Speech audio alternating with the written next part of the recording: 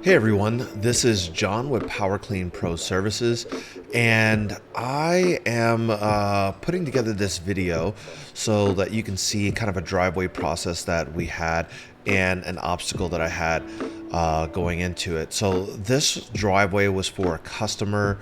She's a real estate agent, and she lives in Lakewood. It's a beautiful lakeside property. It's super gorgeous, and we took care of her entire house. In this video, you're gonna see just the driveway portion of it, and our process for cleaning the driveways, the turbo nozzling of the edges, the pre-treatment, the surface cleaning, the rinse, and the post-treatment. You'll see that I did make a mistake in this, kind of a rookie error. I didn't look at the low points of the driveway, and it ended up pooling up with water.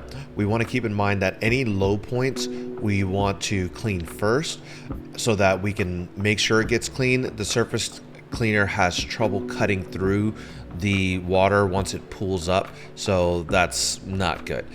Either way, enjoy the video and let me know in the comments what you think.